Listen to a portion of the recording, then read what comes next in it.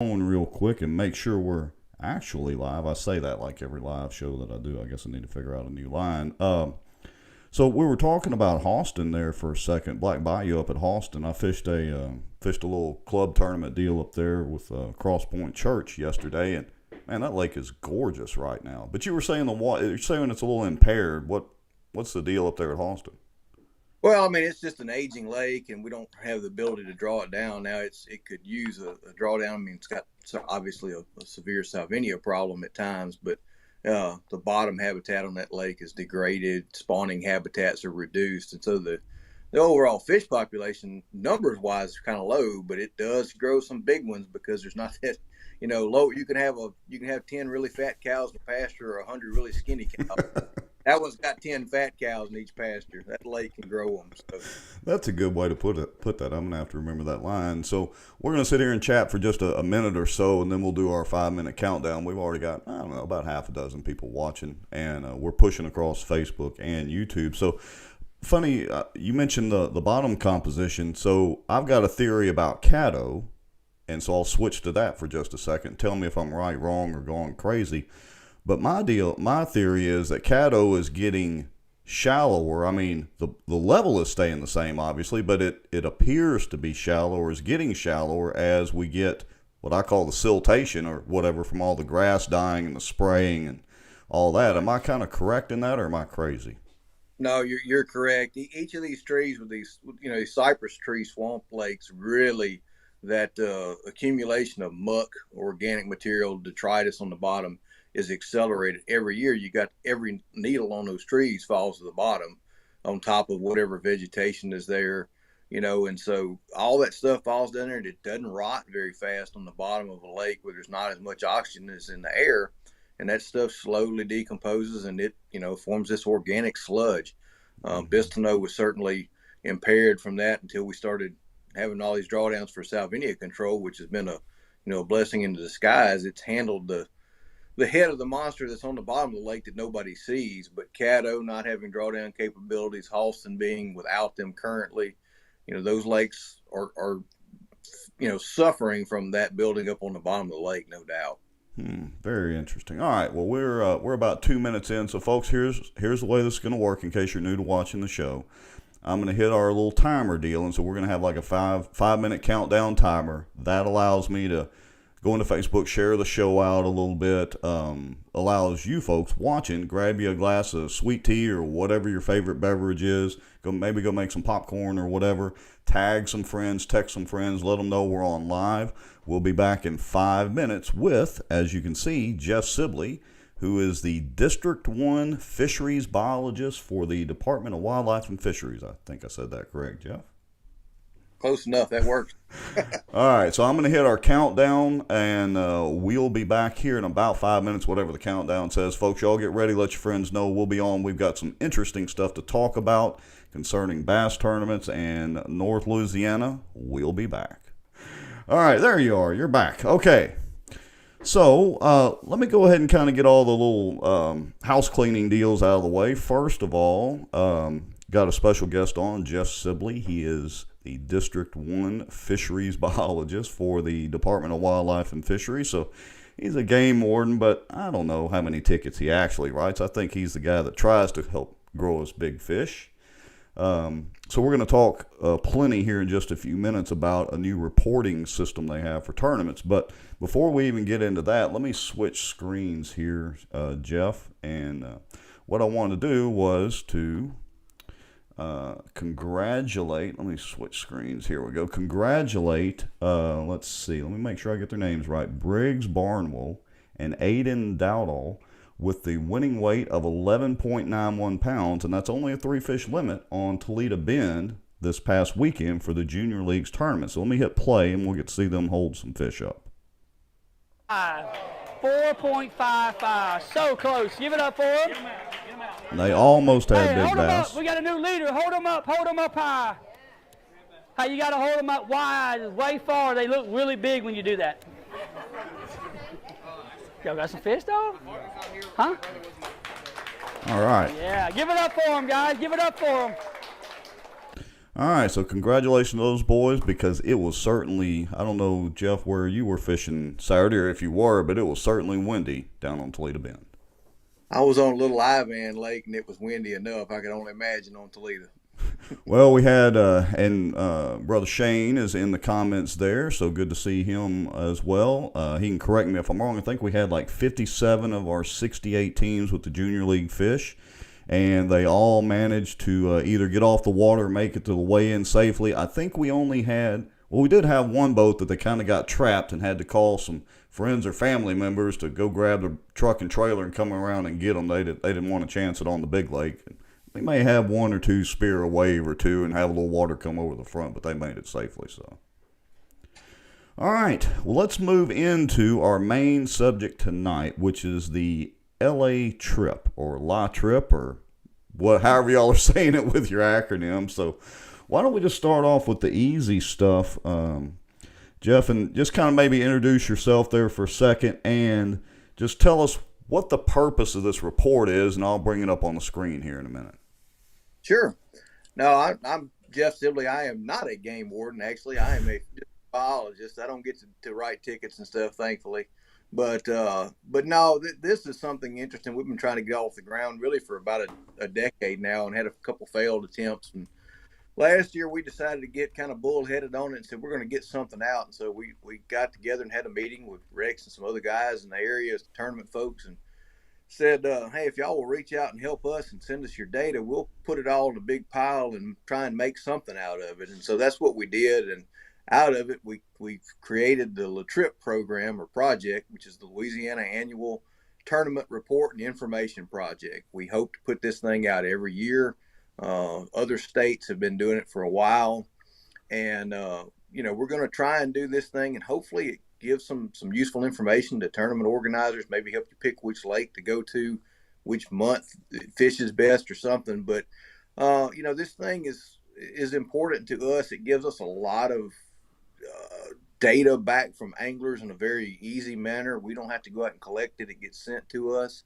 It builds relationships and open lines of communication with tournament anglers. And so it helps promote our quality fisheries in Louisiana. And that's something we really need to do. We've got some amazing fisheries that not everybody's aware of, even within Louisiana. So that's part of what we wanted to do with this.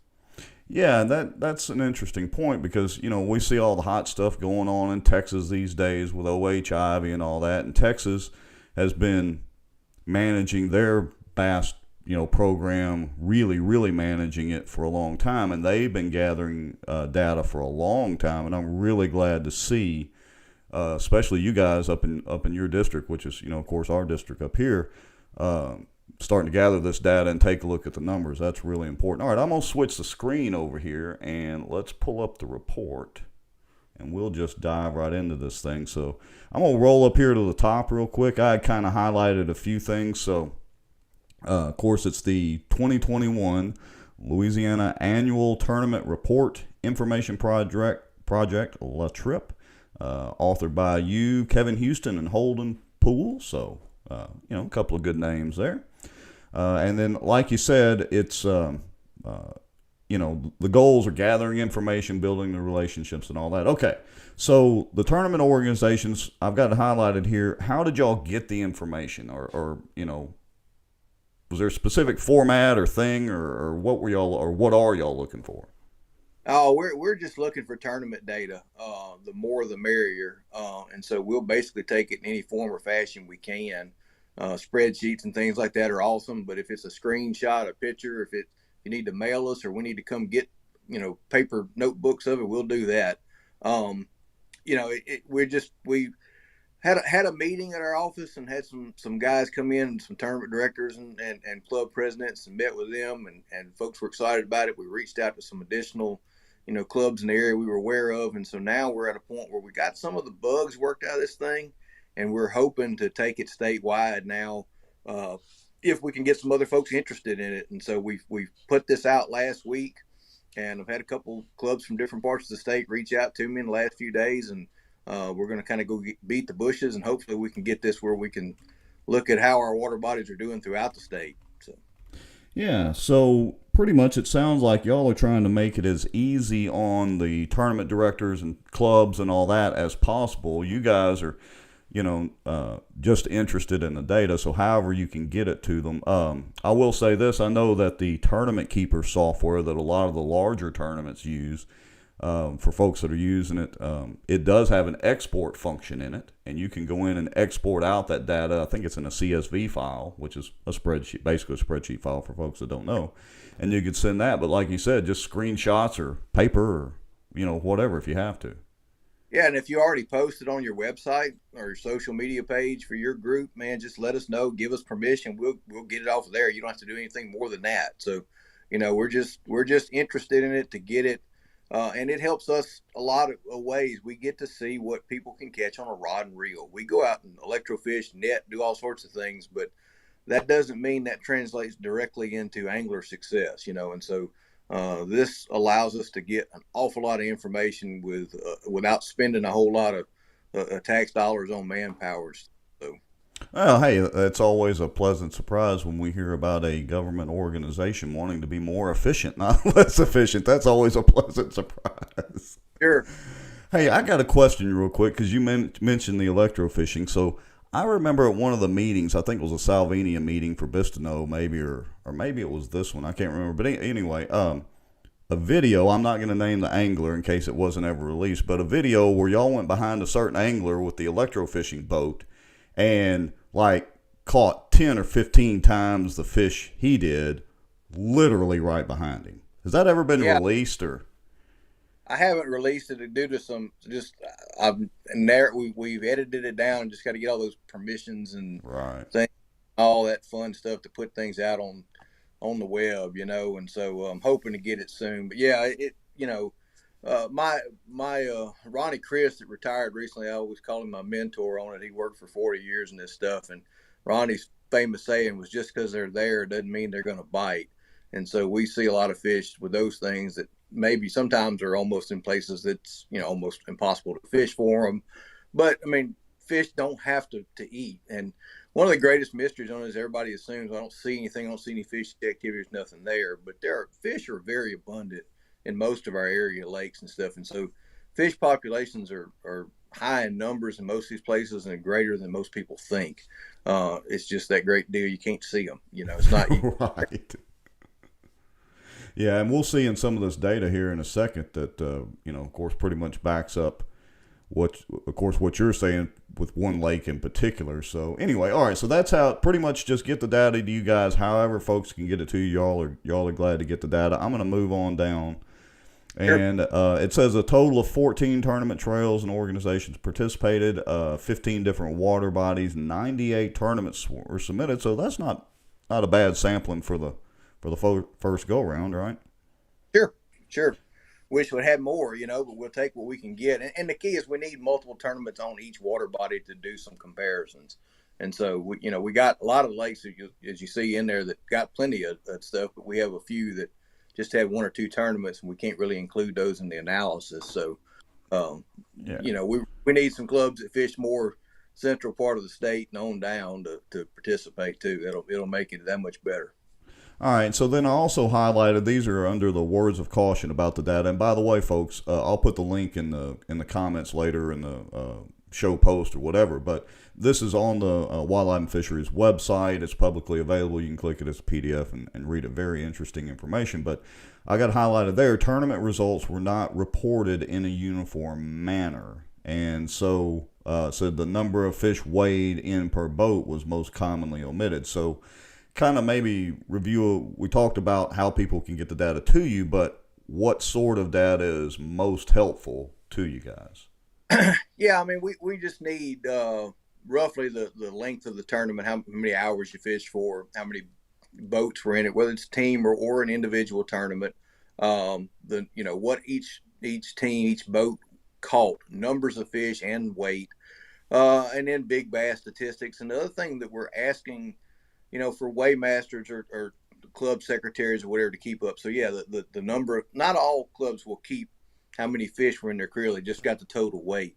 But for us to make calculations like the average weight per fish, we have to know how many of them. So for certain metrics, we had to delete certain data and keep certain things in. But we'd also like to know how many fish over 5 pounds are caught in each deal. Even if that fish is not going to win you anything in the big bass prize, if weighmasters will stop and take a moment and check them and note it down, that would be helpful to us, because that gives us an idea of which fisheries are producing better fish.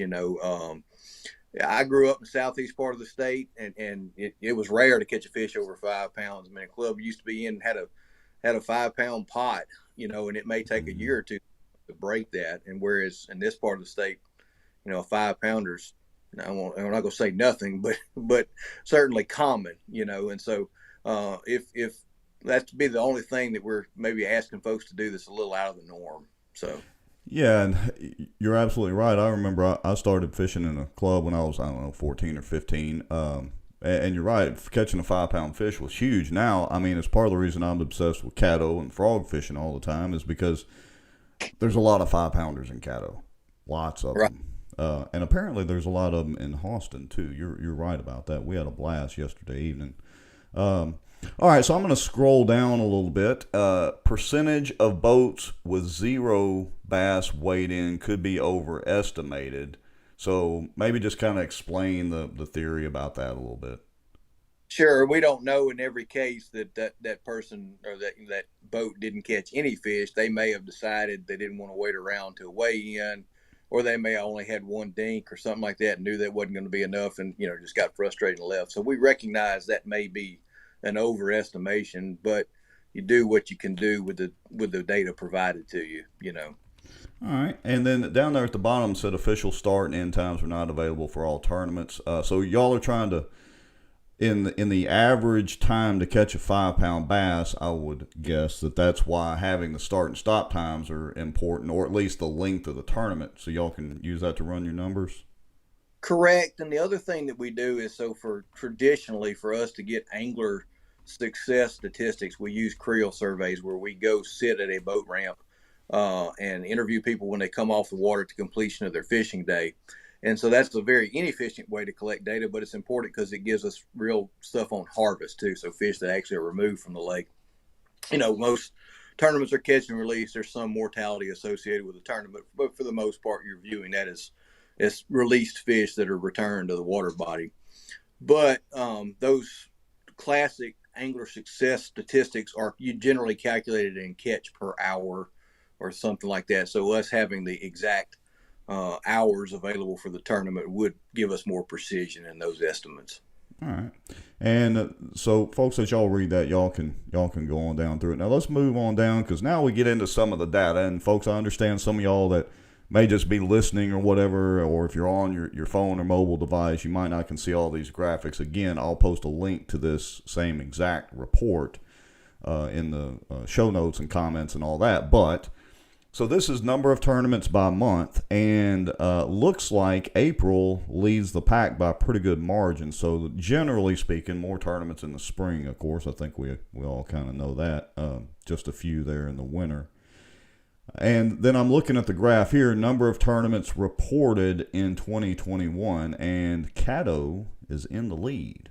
So now, can we say, again, these are averages, because not all the tournaments were reported, and there are a lot of jackpot tournaments, that happen all across the area. So are y'all also interested in getting information from some of these smaller jackpot tournaments if they record the information? Certainly, we'll take it. There's a lot of night tournaments go on weekly on several of our lakes, and if we got that information from multiple ones, we can. It's we really can only compare 5 fish tournaments to 5 fish tournaments, because a 3 fish tournament, you don't know if they caught 5, 7, whatever. I mean, the effort is different, and so if we get a lot of these, Thursday night tournaments or whatever it is, whether it's off of Cross or Cypress, I mean, there's one on almost every water body we have, and can get that data. We can use it to even add another category of night tournament fishing lakes, or whatever it is. I'm a numbers nerd on this stuff. Everybody here at work picks at me. It's charts and graph day when I get it out, and so I'll take whatever you can send us, and we'll try and make something with it. So. Yeah, it'd be interesting to me to see the comparison between the daytime and nighttime and average weights and, that sort of thing. Just my knee-jerk reaction would be that the bigger fish may actually be caught at night on an average, but you don't really know till you see the math. So. Yeah, probably so. And efficiency may be down. You may not catch as many numbers of fish, True. Interesting. All right, so I'm going to kind of scroll down through here. Looks like some 2021 results based on this report, or the reporting done to you guys for the LATRIP deal. Averaged 31 boats per tournament, and approximately 74.87% of anglers were successful at weighing in at least one bass. So I guess the reverse of that's about 25% of people don't weigh in. You want to explain that where they don't weigh in? That doesn't necessarily mean they didn't catch fish. That maybe they just, they didn't get reported. So. Sure, it doesn't mean, and especially if it's an open tournament or something where you're not keeping track of Angler of the Year's, points. Right. So you're more apt to have people that may have caught something not weigh in. Yeah, let me get my little highlighter out. This is kind of interesting to me. The average individual weight was 2.45 pounds for all bass coming to the scales. The angler's average bag was 6.69. And again, this is across all the tournaments. Average winning big bass per tournament was 6.25 pounds across all the tournaments. So that was pretty healthy bass. Let's see. And here's the interesting thing here. Okay, so, and I'll let you expand on this angler hours and all that, but it says it's estimated to take 220.72 angler hours to catch a 5+ pound bass. All right, so explain the focus on 5 or better and the reasoning behind that and how these angler hours work. Sure. I mean, you just have to pick some number to be a quality fish, a trophy fish, and so we picked 5 pounds because one, Arkansas has been compiling this data for a long time and they use 5 pounds, so we would be able to have some comparisons. And two, I figured it was a benchmark that would be useful throughout the state. Like I said, you could say 7 or 8 pounds here, but in the southeast part of the state, you may never catch that in a season for anything. So 5 pounds seemed to be an attainable size fish but yet thought of as quality. And so what you do here is you take the number of anglers in the tournament times. In this case, we rounded everything to 8 hours. And you add up the number of 5 pound fish that were caught and multiply the anglers times 8 hours of effort, and you come up with the statistic that way. And that's probably an overestimation. It's probably less than that. I'm sure we have 5 pounders that were caught, but were not recorded in the data. Right.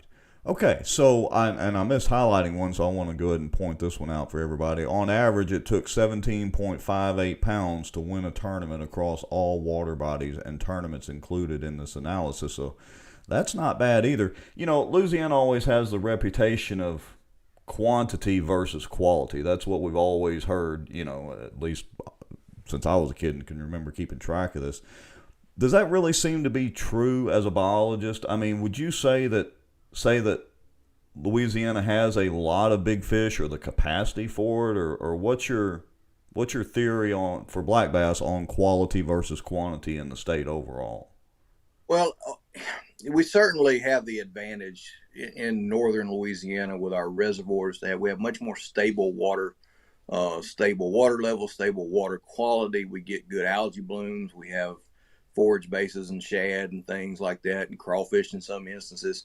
And so it's really, in this particular area, the Shreveport and the Monroe area stuff, we've got some really quality lakes in the area. I mean, we get national recognition from lakes like Caddo and, Red River in the past. And Caney is certainly on fire right now and getting national recognition. Bussy, Darbone, those are all right there at being in the cusp of being in these really nationally known lakes, Other parts of the state, not as much. Dealing with river systems or marshes and things that are, we don't have as much control over the water level. You certainly have low oxygen settings and things like that. So Louisiana's got very different habitats across the state. I've had the pleasure of living the first 28 years of my life in Livingston Parish, southeast Louisiana, and then I've been here for almost 18 years, and so very different parts of the state, and both of them very, very good fishing, just difference, you know. Yeah. Okay. All right. So average number of bass weighed in per boat. Let's see. It says Caney Lake ranked the highest for the average number of bass weighed in per boat, and to me that stands out. They, according to these numbers, 3.27 fish per boat, and then Grand Bayou, Toledo Bend, and Caddo were in the middle, influenced by the slot. We're going to talk some more about slots and length limits here in a little bit, but so let's. I don't want to get into the whole history of Caney and all that, but there was a slot on Caney for a long, long time. And I don't remember the year that y'all removed the slot. I think that was still why I kind of quit bass fishing. But talk for a second about the removal of the slot on Caney. And it would probably only be anecdotal evidence whether maybe removing that slot has increased the fish per boat, or what's your feeling on that? Well, I would. The data would certainly indicate it is, and the tournament results that we've seen the last few years out of Caney would no doubt that being able to weigh in those slot fish is increasing bag weights in tournaments and number of fish per boat. I mean, when you I don't remember what the estimates were on what percentage of fish in the slot were being caught, but we removed the slot limit off of it in 2018, and so and basically the fishery looks the same today as it did then, and we had done a follow-up creel on it, and angler harvest tendencies were almost the same. I mean, bass fishermen, for the most part, it's catch and release these days, and so it's hard for any harvest regulation that's geared towards trying to selectively harvest a certain size fish and leave other size. It's real hard to have those have any impact when everybody throws their fish back. Essentially, you have a catch and release fishery, a no regulation fishery. So, well, I'm going to switch screens a second, just bring us back up. We'll come back to the report. So, yeah, let's dive a little bit more into the slot limits. So, because I can tell you right now, having a slot limit on Caddo is a pain in the rear end from a tournament perspective. Now, you're not going to win a tournament on Caddo weighing in 5 slots. That's rarely going to happen. But to me, it would maybe make the tournaments a little more competitive, at least in, say, the top 10, in various tournaments, or top 5 or whatever, by being able to weigh in slot fish. So is there any chance in the future of getting the slot limit lifted on Caddo? I know Texas may be a problem. Yeah, I mean, I always tell everybody tournaments and slot limits are like oil and water. They don't mix. I mean, they really just don't. It works against you as a tournament angler. It's frustrating to have to throw that fish back. I mean, of course, that's for most everybody on it. Where we stand on the slot limit is I'm actually in the coming months, we'll meet with our Texas counterparts again. We meet. Before COVID, we were meeting every other year or so and talking about joint water issues. That's what led to the unification of the slot limits and whatnot in 2011, and then I think a modification we did to the catfish regulations in 2012. And so we're going to be talking in the coming weeks. They are in the middle of a creel and some data collection that they're supposed to finish up in a couple months. And Tim Bister, that's the biologist on the Texas side, and myself have been in discussions. We're going to meet and talk and see where we stand on that stuff. The biggest goal we have on that, would I like to see the slot limit removed? I think it's not going to hurt anything. We have taken it off, of Cross Lake, of Caney, and Black Bayou Bossier. And don't see any detriment to those fish populations. Have done follow-up studies with it, and everything indicates that it's not an issue to remove them. But the most important thing on Caddo is keeping uniform regulations across both states. We certainly don't want to go back to a time where, you could have a fish that's legal in one state and accidentally drift across the line, and now you're in violation. So, amen. That's first and foremost, is maintaining the same regulations. We'll look at the data. I haven't sat down and broke it down with Tim, and we'll get together and kind of crunch numbers and look at all of it, not just bass, but everything, and see. So we certainly talk about those things every few years, and hopefully we'll be doing that in the near future. So, All right, so I want you to try to clear something up for me because there's some debate about this amongst tournament fishermen and bass fishermen. All right, I know you're not on the enforcement side, but if it touches 14 inches, it's in the slot. It's got to be released immediately, right? Correct. Okay. On the 18-inch side, does it have to be touching or does it have to be over? And, you know, sometimes when you're looking on those boards, how do you determine that it's over? What's the official position?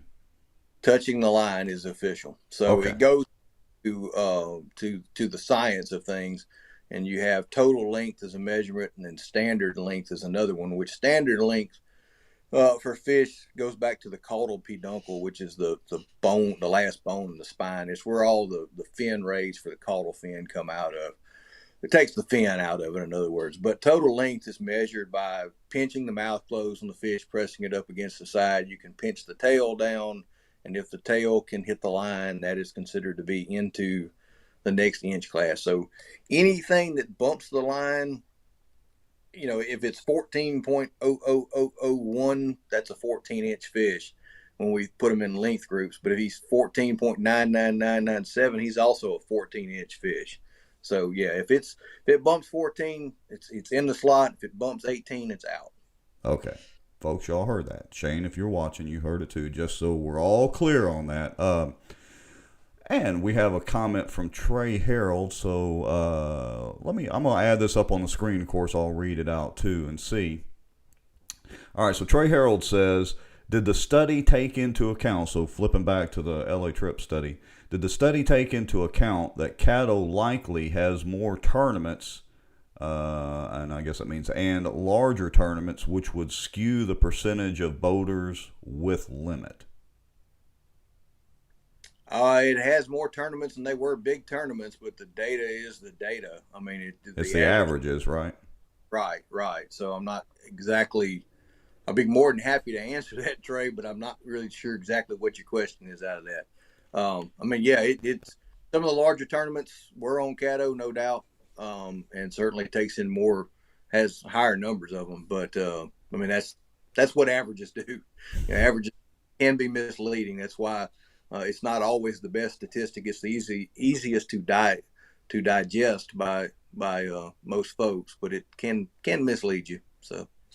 All right, and thanks for the question, Trey. Appreciate that. So, any questions y'all have, just put them in the comments. I am watching the comments, and I'll be glad to put it on the screen and, you know, see if we can get it answered for you. All right, and thanks for that slot information, Jeff. So I'm going to switch us back over to the trip report. Make sure we're still on there. Yes, sir. Okay.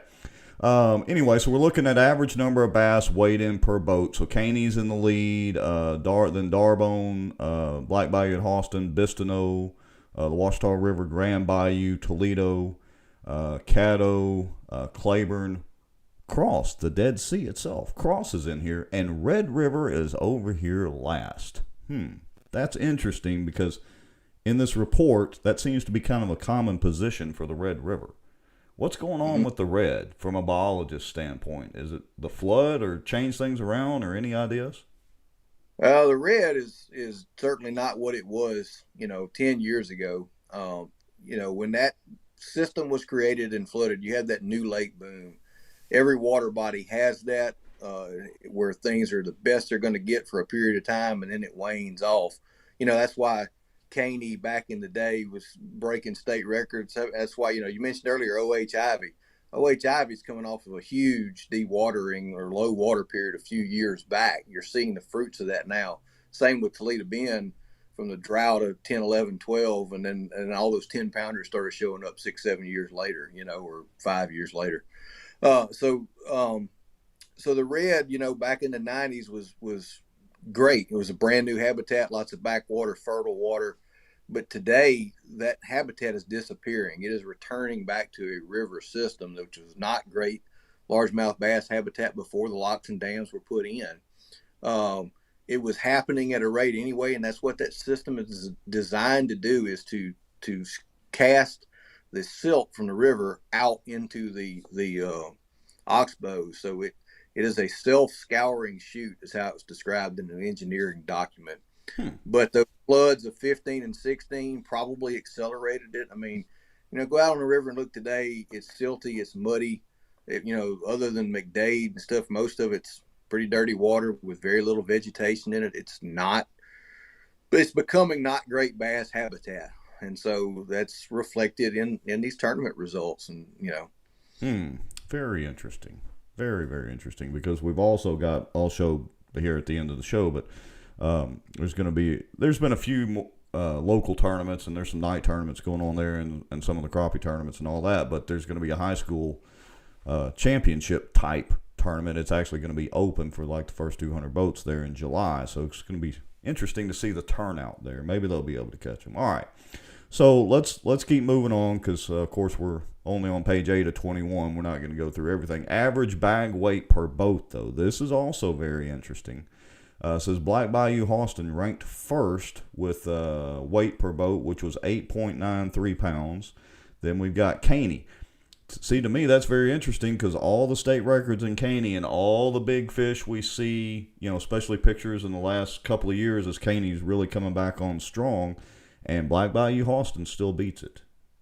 Very, very interesting. Then Caddo, Toledo, Bistineau, the Washita, Claiborne, Grand Bayou, Cross, and, oh well, looky there. There's our good friend, the Red River, last again. All right. So, percentage of boats with 0 bass to weigh in. Caney Lake. Yeah, explain this. Well, it's the inverse of that. So those that have higher numbers are fishing tougher, so to speak. So Cross, that everybody likes to refer to as the Dead Seas down there, and Cross is one of those. Cross has a tremendous fishery, tremendous fish population. It's amazing what we do sampling, but it certainly fishes a lot tougher. Whether that's pressure, whether that's those fish are fat and happy and don't have to eat. Limited bass habitat. I'm not sure what exactly it is, but everybody's called that, and these numbers in this first report kind of bear that out. But heck, next year it may be on top. Who knows? That's the fun part of this.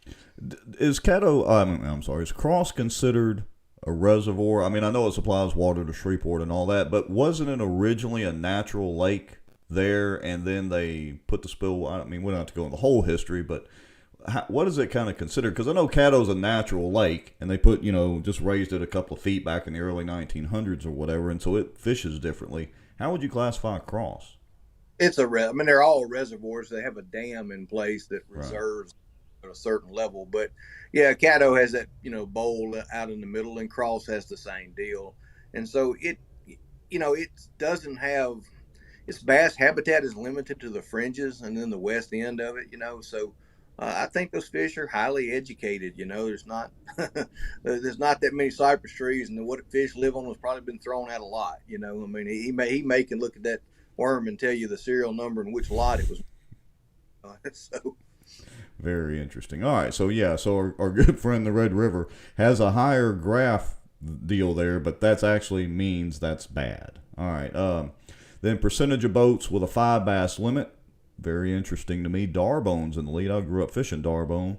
Then Grand, Caney, Austin, Bistineau, etc. And, of course, our good friend the Red is down there last again.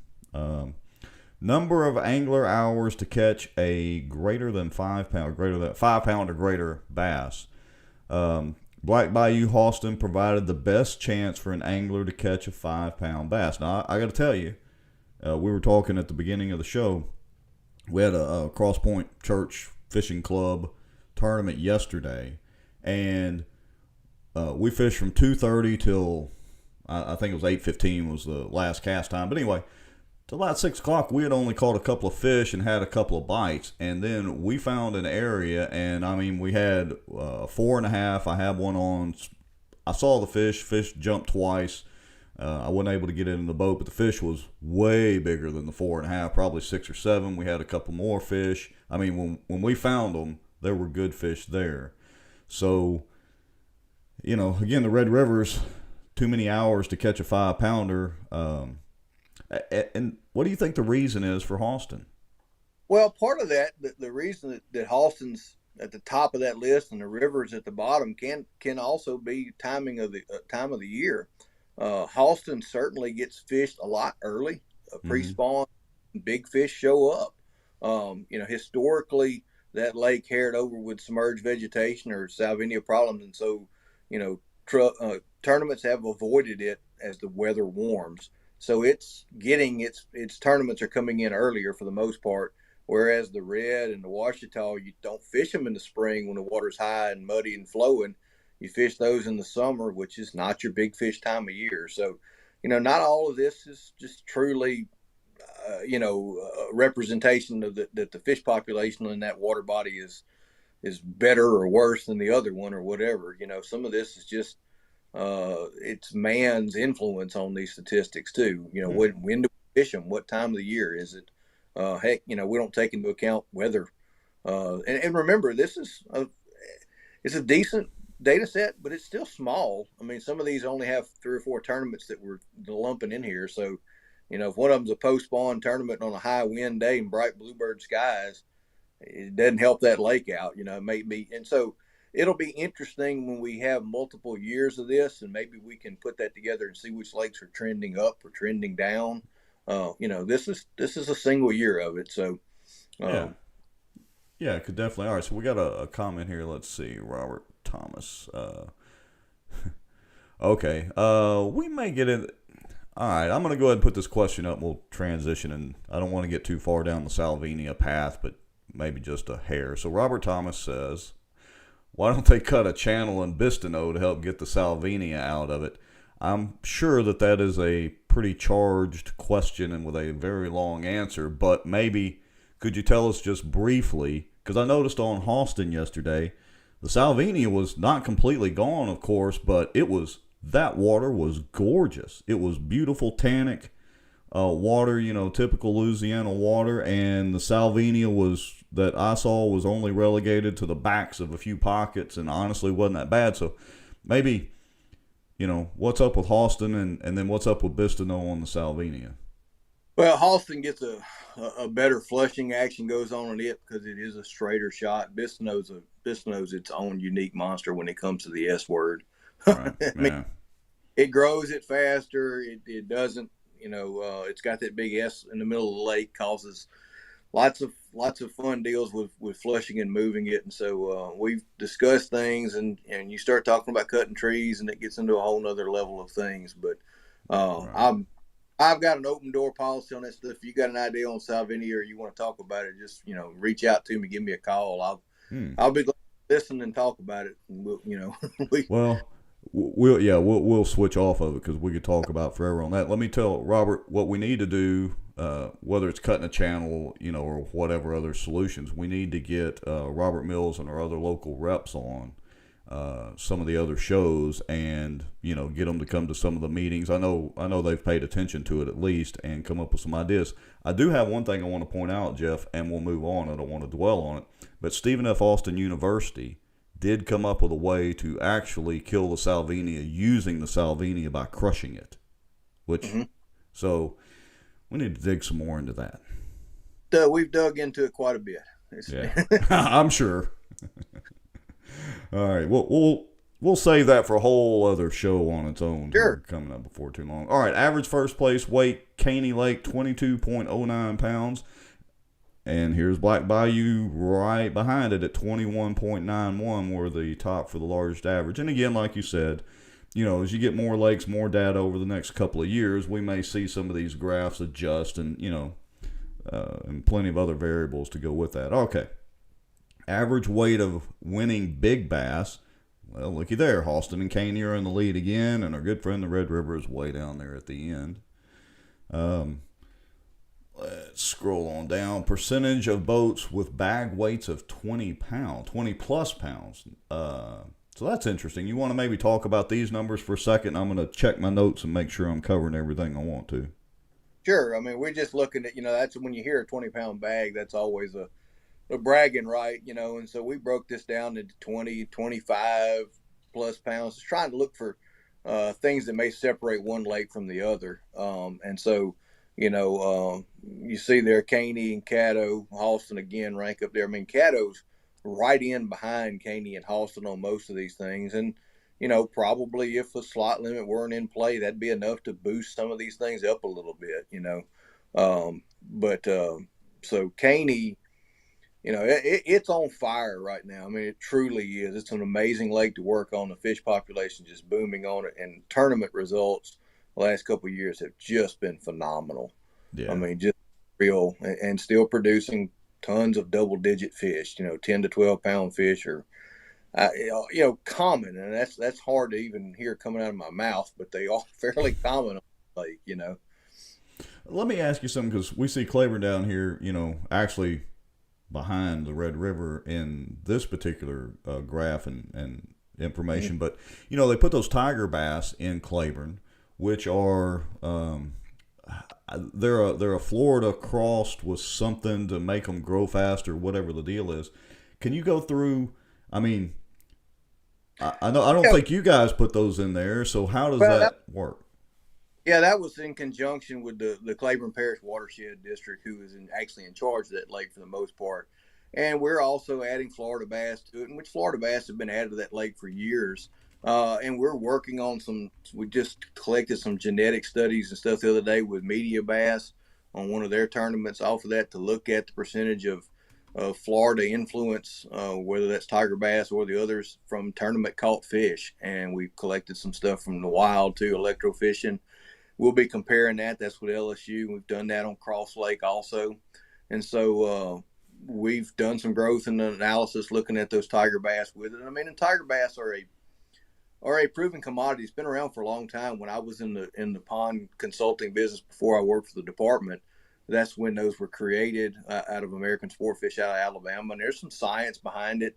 The issue lies with any of these fish, Florida bass, tiger bass, whatever. When you're putting them out into a several thousand acre lake, you're putting a few drops into an already full bucket. It's like trying to use some old food dye coloring to turn a whole 5-gallon bucket of water the color you want. Native bass are out there, or the existing fish population is spawning each and every year and producing more and more fish that you're trying to get your fish injected into that, whether that's tiger bass or Florida bass or what. So it's an uphill battle to try and boost that Florida influence in any of these lakes to try and grow bigger fish.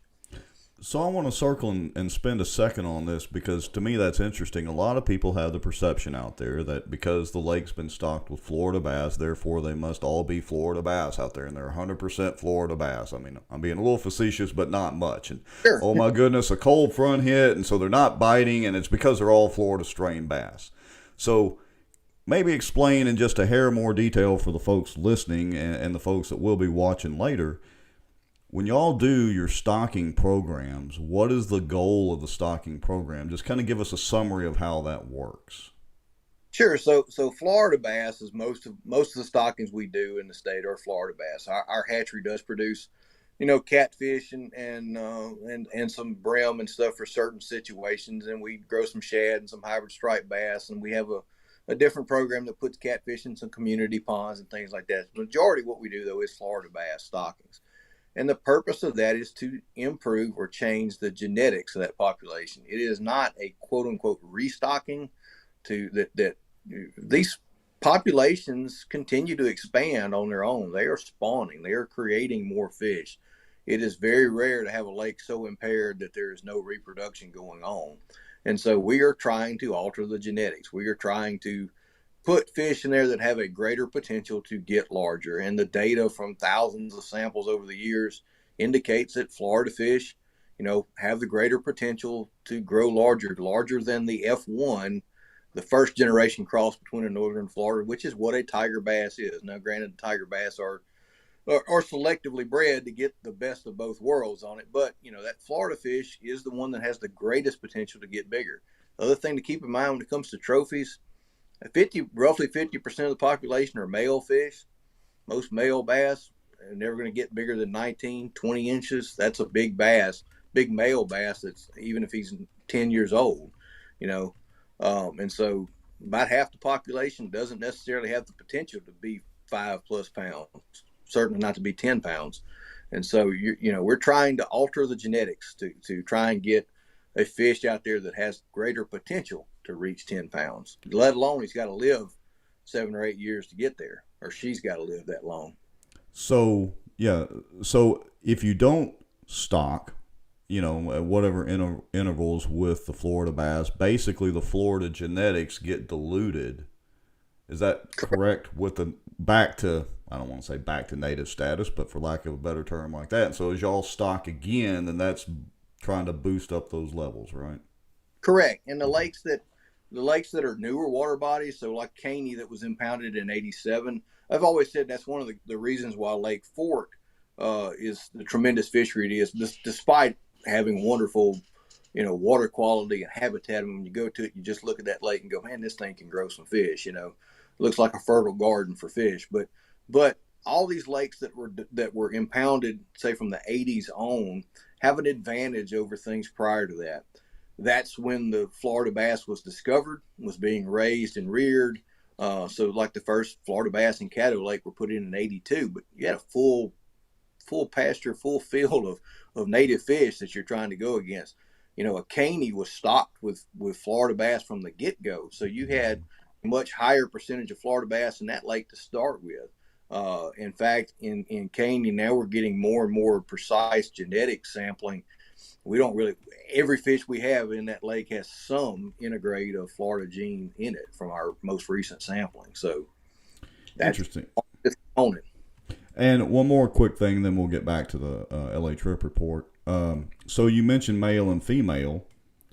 As a biologist, is there an official way to determine a male versus a female largemouth? From what I've heard, it's pretty difficult and nearly impossible, except once the males generally only grow to a certain size, usually. Any science to that?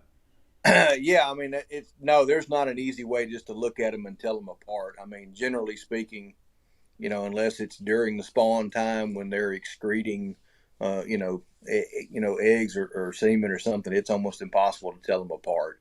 And so, it's, and there's a lot of, 4-pound males in our populations and stuff that probably most people are swearing that's the female fish on the nest or whatever when they're sight fishing, and so it's not as simple as, if managing for trophy bucks is supposed to be an exact science, this is nowhere close to that.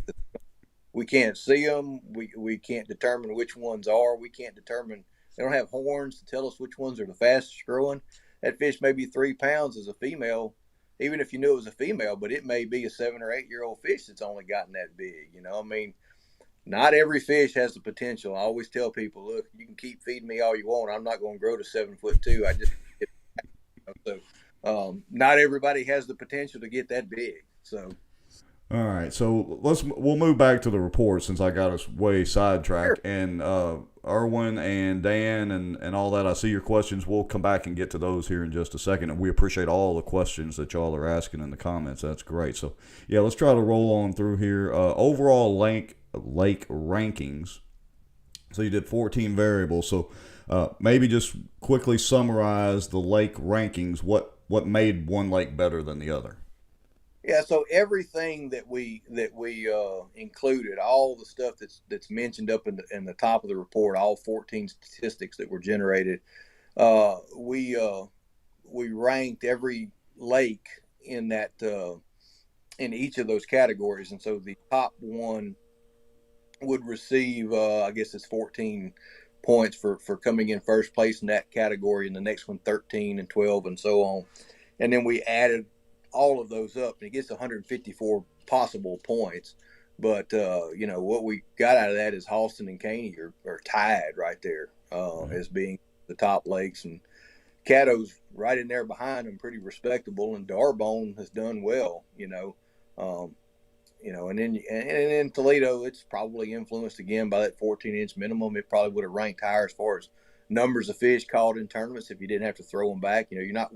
In other words, that lake Toledo's not getting the advantage of having any 12 or 13-inch fish weighed in, whereas these other lakes are.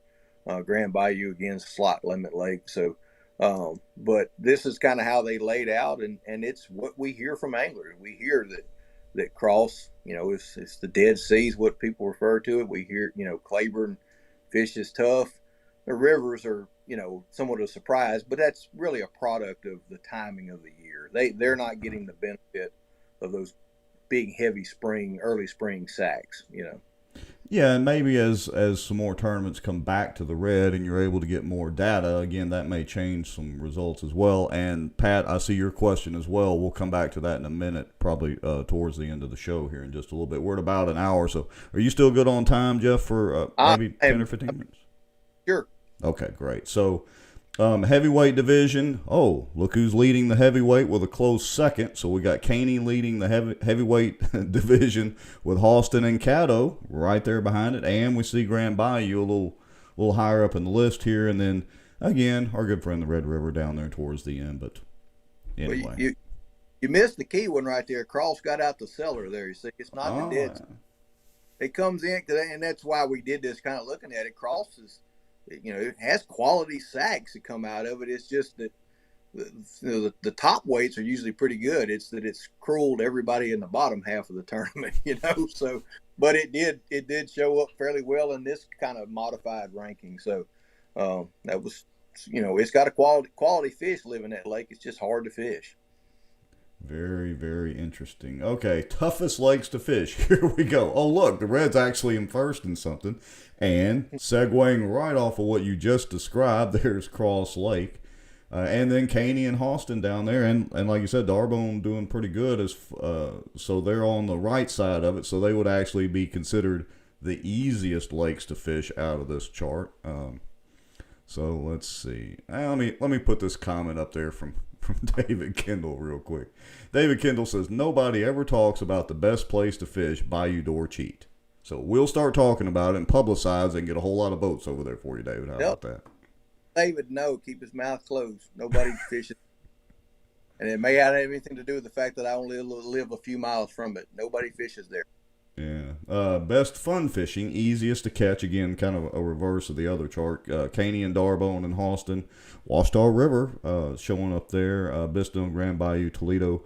And again, I would say Caddo, like you said, is probably influenced by the slot limit too. Certainly. As far as, tournament side. Anyway, top 10 big bass, 10 heaviest bass weighed in during a reported tournament. 3 were over 10, so yeah, it looks like we got a 1063 at Toledo. 2 10s at Black Bayou Lake, and that's up at Halston, right? Right, correct. 972 at Caddo, and then Caney with I'm surprised that Caney was only a 959. I hate to say only, 959 is a good fish, but interesting that it was only 959 in the reporting anyway. So right, there were bigger fish weighed in tournaments that we know over there. They just weren't participating in this program. So yeah, we got to put a little pressure on them, folks, and get them to do a little reporting, because this data helps out. I mean, it's not like we're trying to call the game wardens over there to check fishing licenses. We're trying to get legit data here so that we can help the wildlife fisheries and then pressure our politicians to try to improve our fisheries.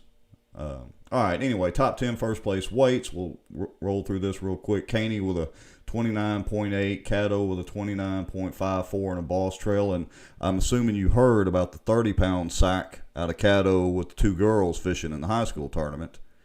Interestingly, right. Did you know that they were throwing spinning rods because they can't throw bait casters, and they caught those on crankbaits? 30 pounds of fish in a tournament. Very, very cool. Anyway, number of bass greater than 5 pounds per tournament. Caddo in the lead there with Black Lake or Black Bayou up there, Cross Lakes on them. Oh, wait. Is that Black Lake as in Saline? Yeah, it's Black Lake at Campty or Saline. Okay. Yeah, okay. Yeah. All right. So you had some data from there. Okay. Club stats. Again, folks, y'all can go on down through this and take a look at it. The monthly comparisons showing interesting here that the biggest bag weights look like they're in November. Am I reading that right? Yeah, that's only like one tournament though. Okay. They're pretty small, but very interesting though. We had quite a few tournaments in June and July. For them to be up that high, that was a little bit of a shocker to us. Yeah, that's kind of interesting. All right, percentage of boats with a 5-fish limit.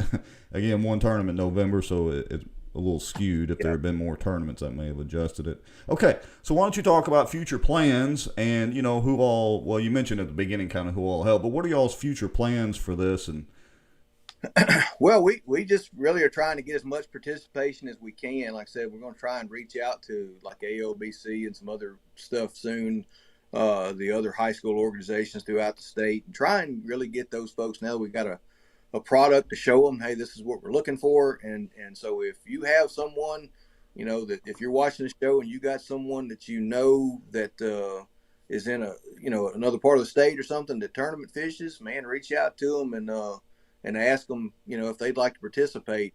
And all it is a phone call or an email to me, and we'll accommodate. Perfect. And we'll put your contact info in the post description and show description and all that at the end of the show. All right, I'm going to switch screens for just a second here, and then I was going to show everybody the website itself. So let me get my screen set up and then switch us back around like this. All right, so this is the official website. And folks, the easy way to find it is just Google LDWF, put a space in there, LATRIP report. It'll pull it up almost immediately and you'll find it. And you can see right here over on the right, if you click on that, that'll pull up that same PDF that we were looking at with all the data. And of course, there's also, the contact information and all that as well. I also wanted to pull up, to me is very interesting. These are the inland water body management plans. And I believe you told me you write most of these or author most of these plans for your district, correct? Correct. Okay. And folks, if y'all hadn't taken a look at these, you can Google LDWF inland plans, and it usually pulls it up pretty quick, and click over here. And you can go in, and there's, I don't know how many pages are in this thing, but you can get into Cypress and Black Bayou and Caddo and the stocking rates and all that sort of thing. Yeah, Jeremy, I see your comment. I'll send it to you. Go ahead, Jeff. I think it's about 80-something water bodies there of those reports. Yeah, this is very interesting. Okay, and let's see. So, and then we talked about, state record keeping. So let's spend a minute there, and then we'll go to everybody's questions. So why doesn't the state of Louisiana keep track of our state records, as far as bass fishing goes? Well, I mean, I don't know why, it's been that way for a long time that the Outdoor Writers Association been the record keepers of it. I don't have the answer for how that got taken, that started. It's been going on my whole life. The department wrote a black bass management plan in 1991, I believe it was, when it was finally completed and stuff. It's when a lot of these flight limits and stuff were implemented. We are rewriting that plan and addressing it currently, and some of the components of that is some suggested things to do, such as start keeping lake records or state records and stuff for us to be the caretaker of the records. There's some logistic hurdles to get over on where do you start, right. Especially with lake records, because the Outdoor Writers Association really only has the top 10 unless you've got some news clippings from a past time. It'd be hard to fill in the gaps. And so, somebody's uncle so-and-so caught a fish he swears off of such and such lake, but unless we can document it, but you'll never get there if you don't pick a time and start either. So we have that sort of as a proposal, but there's a lot of things in this draft, and it is just in the draft stage right now, that are, kind of pie in the sky proposals that we would like to do to really, try and better promote what we have here. Louisiana has world-class fisheries. We just don't always have them promoted that well. And so there are things we were missing the boat on to do that. And lake records, I get calls all the time, what's the lake record on this? I mean, I'm sorry, we don't keep them, and it's a shame that we don't have that here, but I'd love to get it going. Yeah. And of course I'm just using, Texas is kind of the gold standard for it, but on the Texas site, they even have a deal where you can click and it'll show you the locations of all certified scales. They don't even have to be certified by the Texas Wildlife and Fisheries or whatever theirs is called, but as long as they're certified scales, like for ag use or whatever, I think they allow that. So hopefully we'll be able to put some pressure on legislators and get you guys some funding. You guys put pressure on your higher ups, and maybe we'll get that in there. All right, but I just want to point out that those inland fisheries maps are there. There are lots of good information. They won't have the lake records either, but a ton of other good information on the lakes. All right. Let me get to a couple of the comments here, and then we'll kind of start wrapping it up. And I really appreciate you coming on. This has been very, very cool. So, Quite well. all right. Erwin Dilly says, this was from earlier, says, question, do you think supplemental stocking of bait fish brim is as important as bass stocking? So these may be random questions off the cuff here. So, Well, in most cases, no. If you have a new water body started, like for instance, Ivan, we did this also. It was a big component of Caney's success is getting shad going in a water body that doesn't have shad. But once, one of the concepts is hard for people to understand. It's called carrying capacity. A water body, a habitat of any kind has a limit on what it's going to carry. I think I said this earlier. If you have a pasture there, you're going to grow so many pounds of beef off of it. It can be 10 really fat cows or 100 really skinny cows. And so, and remember, these fish they're filling in the niche. So those bait fish that are out there, they're reproducing and spawning as many as they can and are keeping up with the predators that are present and all that stuff. So generally speaking, into an existing population of fish, we're not stocking to put more in there. Again, that goes back to that Florida deal where we're trying to alter the type of fish that's there, the genetics. But if you have a situation where, let's say it's a predator heavy population and the bluegill are not adequate to keep up with it, dumping a bunch of fingerlings in there is just going to be a very temporary thing that are going to get eaten up as soon as they go in. So most of the time that's not. Most things addressing fisheries, it's genetics as far as bass goes, but the rest of it is almost habitat related. And that all these lakes, the older they get, habitat degrades in them. So just the aging lake, and sometimes they'll do like Toledo Bend's, I think, gone up and down several times over the years. All right, let's see. Pat Gunderson, good friend of mine. Let me see if I can get this one over on the screen. Says, what about doing a share lunker program like Texas does here in Louisiana? So back to Texas we go. What's your thoughts on that, or chances of that? Texas does an excellent job at promoting what they do. They get out in front of the issues a lot more than we have. We for years have been collecting tons and tons of data, and in a lot of cases more so than they do. But we don't get out in front and promote and do. That's another component in this draft plan of some things similar to that, and we've kind of been working a little bit on some. We had one. Going back into the early 2000s, and had a lot of logistical problems with getting those fish to the hatchery in time, not having a place to keep them, having some mortality with them, and some things that we decided it wasn't worth doing. But we are going to try and revisit some of that with some advanced techniques. And so our hatchery personnel have been talking about that. That's another one of those things that we're going to kind of put on the table of ideas to possibly do in the near future. So, okay, well, good deal. And like I said, folks, one of the things that you can do is some of this is on the political side of it and funding side and all that sort of thing.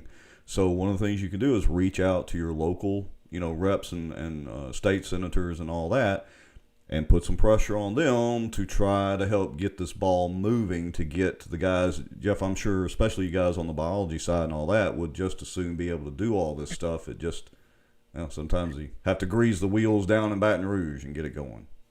Well, and it's a lot of it is logistics on it. And I mean, none of these things are set in stone. These are things we'd like to do and we wish we had in place. They may come to fruition, they may not, but it's things that would benefit the public, benefit the department to have those kind of programs going. And so, we want to try and do what's best, and get those going. And sometimes it's funding, and sometimes we as bass anglers may have to step up to the plate and, pay a little more. I hate to say that, but to a dedicated fund that is strictly for that particular project. Sure. And so we have a bass stamp, or not a stamp, but for your license plate that support the money goes straight into the hatchery budget. Really? Things maybe, and other states have those things, and we may have to do something like that. Not that I'm advocating for someone to pay more in taxes, but I'm just saying it may, we may have to dedicate some monies specifically for that. And so hopefully get some interesting things like that going in the near future. But Well, interesting point about that tag. I had no idea about that. And as anti-more tax and regulation as I am, I would absolutely support something. Let me see. Let me find the last one. Okay, here we go. Last question, and we'll start wrapping it up. So, again, our friend David Kendall says, I wonder when they shocked the fish on Bistineau, how many were possible state records? well, every fish, even though he's 2 inches long, I guess is a possible state record. When enough time and enough groceries, he might. But no, the biggest fish we've had off of Bistineau were in some netting stuff back in 07, 08, sometime in there. We had a couple 14-pounders. We did collect a fish out of Black Bayou Halston back about 2010 or so, probably. That it didn't have a scale with us at the time, but by girth measurements and stuff, probably was just over 16 pounds, which would have been the state record. So they're out there. It's rare. I mean, look at how many fish you see in the 10, 11, and 12-pound range. Those are achievable. It's far less fish to get to 13, 14. I mean, when you look at a fish population, almost all of them, our estimates of total mortality each year are anywhere generally between 45 and 75%. So fish die, they don't live real long, and they die. So much of the population dies each year, whether that's from angling or natural mortality, predation, disease, whatever, right. Old age. So there's a lot of factors to get one up to that size to be a state record. All right, well, we'll start wrapping it up.